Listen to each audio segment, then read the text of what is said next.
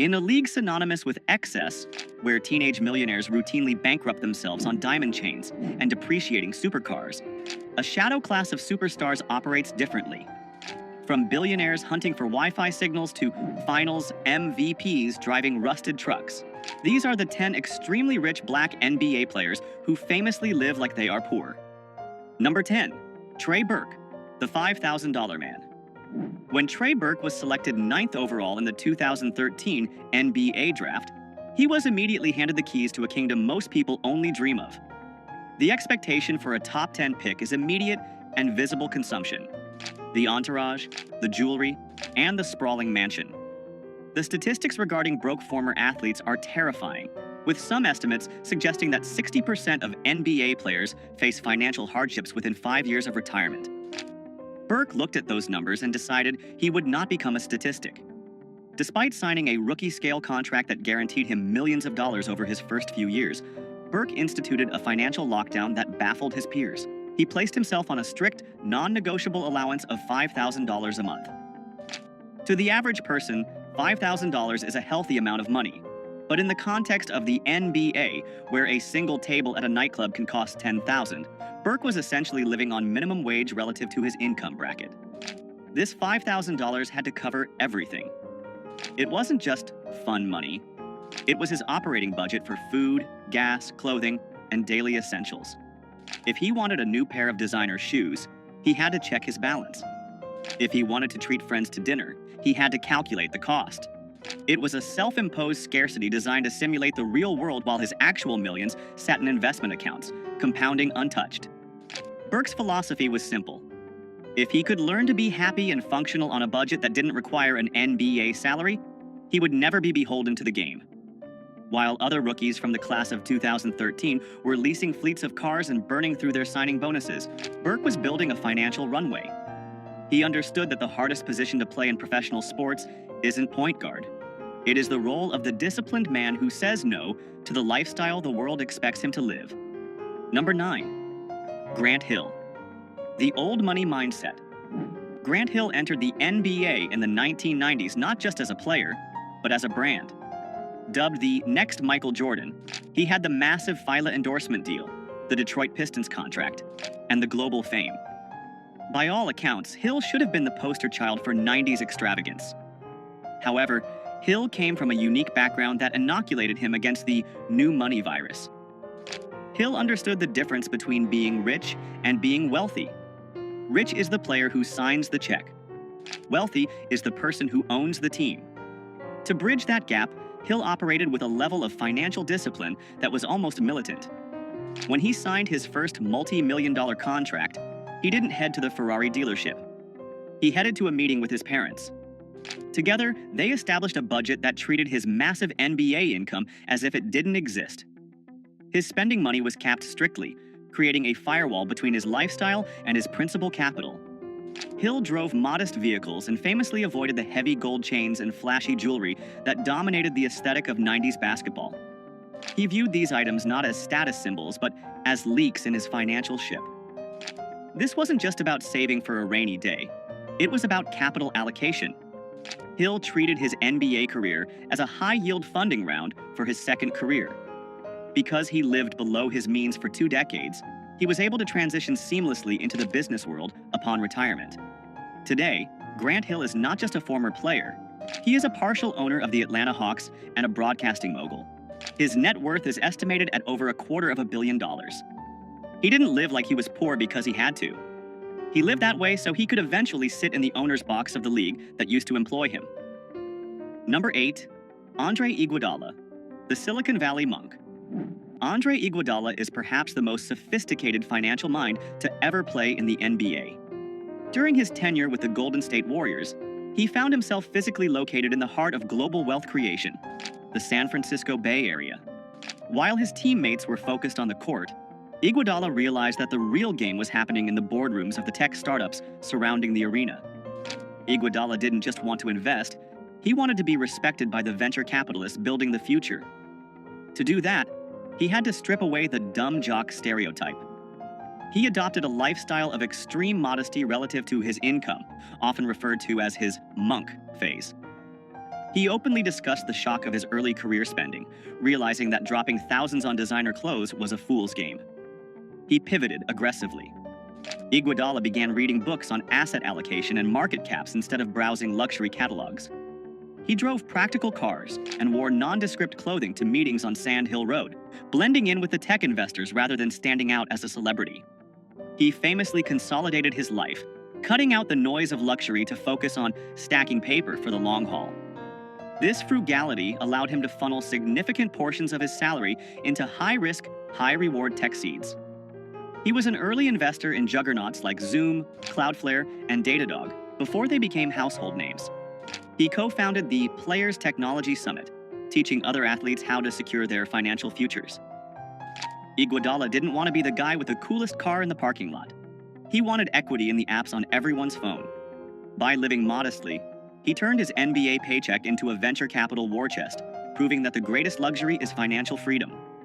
Number 7. Chris Paul, the point god of budgeting. Chris Paul is known as the point god for his uncanny ability to control the tempo of a basketball game, but his control over his personal balance sheet is even more legendary. Paul is the current face of financial literacy in the NBA, serving as a longtime president of the National Basketball Players Association, NBPA. His obsession with budgeting isn't just a quirk, it's a message he preaches to every rookie who enters the league. Paul's frugal mindset was cemented before he played a single minute of professional basketball. When he declared for the draft, the standard procedure for agencies was to offer a line of credit or an advance to potential top picks. His agents offered him a $100,000 advance, flash money intended to buy the obligatory draft suit, the jewelry, and the down payment on a luxury car. It is a trap that hooks players into debt before they earn a dime. Paul's parents intervened immediately. They advised him to reject the six-figure advance and take only $25,000. They told him bluntly, if he couldn't survive on $25,000 for a few months, he wasn't mentally ready to handle the millions that would follow. That lesson in delayed gratification defined his career. Even after earning hundreds of millions in salary, Paul remains notoriously careful with his spending. He is famous for buying clothes that don't carry designer price tags and emphasizes that time is the only asset you can't budget for. He urges younger players to look at the burn rate of their lifestyle. Chris Paul lives rich by refusing to let his lifestyle dictate his choices, proving that you can sign a max contract and still respect the value of a single dollar. Number 6. Jimmy Butler, the hustler in the minivan. Jimmy Butler is an enigma in the world of professional sports. He signs contracts worth hundreds of millions, yet he moves with the gritty energy of a man who is still trying to make rent.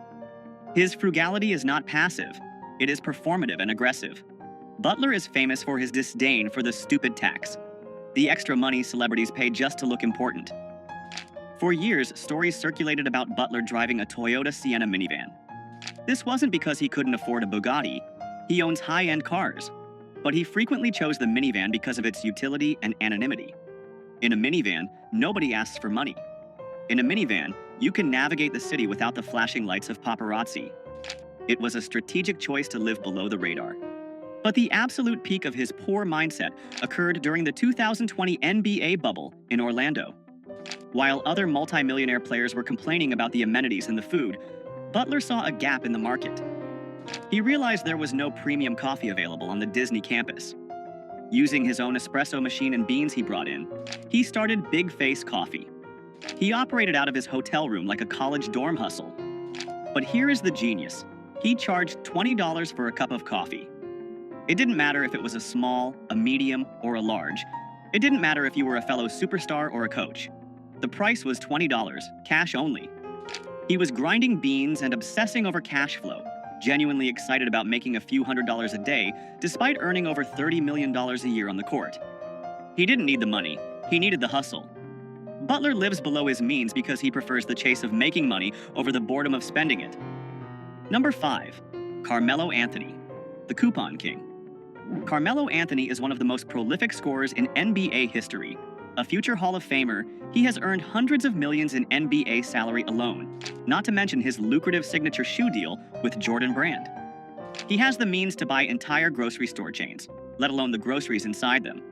And yet, if you were to stand behind him in a checkout line, you might see him scanning a digital coupon. Melo has openly admitted in interviews, including a notable sit-down with CBS Sports, that he is a coupon clipper. To the outside observer, this seems absurd. Why would a man with a net worth rivaling the GDP of a small island nation care about saving 50 cents on paper towels or getting a discount on a box of cereal? The answer lies in his background. Growing up in Baltimore, Anthony saw how quickly money could vanish. That early exposure to scarcity created a permanent filter on his spending habits. For Melo, using a coupon isn't about the 50 cents. It's about the principle of value. It is a refusal to be overcharged simply because he has the capacity to pay. He advises younger players to count the pennies, searching for deals on hotels and essentials even when they don't have to. But don't mistake this for being cheap. It's about allocation. While he saves on groceries, he pours millions into Melo 7 Tech Partners, his venture capital firm that invests in digital media and consumer technology. Carmelo proves that true wealth is knowing when to spend big on equity and when to save small on eggs. He refuses to let the celebrity surcharge eat into his family's legacy. Number 4. Tim Duncan, the Oldsmobile icon. Tim Duncan is the patron saint of boring wealth. In a league of peacocks, Duncan was a tortoise, slow, steady, and armored against nonsense. His 19-year career with the San Antonio Spurs brought him 5 NBA championships and over $240 million in salary earnings. Yet, if you saw him at a gas station in San Antonio, you would assume he was an IT manager on his way to a casual barbecue. Duncan famously rejected the fashion runway culture of the NBA. He wore oversized flannel shirts and baggy jeans that looked like they were purchased from the clearance rack of a big box store. He didn't wear them to be ironic. He wore them because they were comfortable, and he saw no logic in replacing clothes that were still functional. His approach to cars was equally utilitarian but passionate. While his teammates were leasing the latest Bentleys and Rolls-Royces, Duncan was often seen driving a customized, but decidedly unflashy, Oldsmobile. This wasn't because he hated cars. In fact, he loved them so much he opened his own auto shop, Blackjack Speed Shop. But he viewed cars as machines to be worked on, not status symbols to be displayed. His poverty lifestyle was actually a masterclass in indifference. He simply did not care about the opinions of others. He didn't need a stylist. He needed a rebound. He didn't need a VIP section. He needed a quiet dinner. This lack of ego in his spending protected him from the sharks that circle NBA stars. Tim Duncan didn't just save money. He saved energy. He retired as one of the wealthiest players in history, not because he made the most, but because he spent the least on things that didn't matter. Number 3. Giannis Antetokounmpo, the scarcity survivor. For Giannis Antetokounmpo, living like he is poor isn't a financial strategy. It is a muscle memory. Growing up stateless and impoverished in Greece, he sold trinkets and DVDs on the streets of Athens just to help his family eat. That level of trauma wires the brain differently than any American superstar could understand. When he landed in the NBA, the sudden influx of millions didn't fix the trauma of poverty. It just amplified his fear of losing it all. The stories of his early frugality are legendary. In his rookie year, Giannis famously went to a Western Union to send all of his available cash back to his family in Greece. He sent so much that he didn't leave enough for a cab fare to the arena on game day. Realizing his mistake, he didn't call a limo service. He literally started running down the street toward the stadium until a couple of fans recognized him and gave him a ride. He didn't view his bank account as a bottomless pit. He viewed it as a miracle that could disappear if he blinked. Even after signing a Supermax contract extension in 2020 worth $228 million, Giannis maintained his cheap habits. He was famously caught on video celebrating a free smoothie, genuinely excited about saving a few dollars. He used to share basketball shoes with his brothers because he couldn't fathom owning multiple pairs. Giannis lives with a scarcity mindset in a world of infinite abundance. He constantly reminds himself that the luxury isn't guaranteed. He collects free water bottles from team facilities, not because he can't afford water, but because waste feels like a sin. He doesn't spend like a king. He spends like a survivor who remembers exactly what hunger feels like. Number 2. Kawhi Leonard, the gas guzzler. Kawhi Leonard is the ultimate glitch in the NBA matrix. He is a 2-time NBA champion, a 2-time Finals MVP, and a man who has signed contracts totaling well over $250 million. By any metric, he is NBA royalty. And yet, long into his superstar career, he was still driving a rusted 1997 Chevy Tahoe. This wasn't a vintage car collection flex. This was his daily driver from his college days at San Diego State. He affectionately nicknamed it the gas guzzler. When asked by the media why a man earning over $20 million a year was driving a vehicle that belonged in a scrapyard, his answer was deadpan and perfect. It runs and it's paid off. That sentence sums up the entire philosophy of the richest frugal players. It works, so why change it? But the story gets even better. Kawhi Leonard, a man with a 9-figure net worth, once legitimately panicked because he lost his stash of coupons for Wingstop. He wasn't worried about the cost of the wings. He was stressed about losing the deal. He loves the mango habanero flavor, but he loves the value proposition even more. He approaches his finances with the same robotic, emotionless efficiency he uses to defend the best players in the world. No flash, no drama, no wasted motion. Kawhi Leonard lives in a tax bracket where he could buy a Wingstop franchise every week, but he prefers the satisfaction of getting a free meal because the coupon says he earned it. He proves that being rich doesn't mean you have to be wasteful. Number 1, LeBron James, the billionaire penny pincher. And finally, we arrive at the king. LeBron James is not just a rich basketball player. He is the first active NBA player to be officially certified as a billionaire by Forbes. He owns the Spring Hill Company, he has equity in Fenway Sports Group, owners of the Boston Red Sox and Liverpool FC, he owns pizza franchises, and he has a lifetime deal with Nike. His empire is vast, his reach is global, and his wallet is practically bottomless. And yet, he is arguably the cheapest player in the history of the league when it comes to small expenses. This isn't a rumor, it is a locker room fact confirmed by his best friend, Dwyane Wade. LeBron James, the man who could buy a streaming service outright, refuses to pay $4.99 a month for ad-free Pandora. He listens to commercials. He sits in the gym, lifting weights, waiting for a 30-second ad to finish, rather than spending $5. But it goes deeper. LeBron famously refuses to turn on data roaming on his phone when he travels internationally. If there is no Wi-Fi, the king goes dark. He will walk around a foreign city, hunting for a free signal like a backpacker on a budget. Gabrielle Union, Dwyane Wade's wife, has joked about LeBron's refusal to use data, noting that he waits until he hits a Wi-Fi zone to send texts. He has admitted to being cheap with his personal day-to-day spending, despite donating tens of millions to charity and building an entire school for at-risk kids in Akron.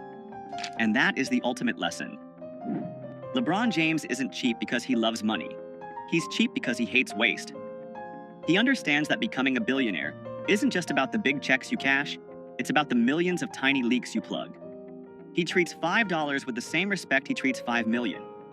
He lives like he's poor in the small moments, so he can live like a king in the moments that change history. From Kawhi Leonard's rusted Tahoe to LeBron James's relentless battle against data roaming charges, these players prove that true wealth isn't about what you spend, it's about what you keep. Which of these frugal flexes impressed you the most? Let us know in the comments below.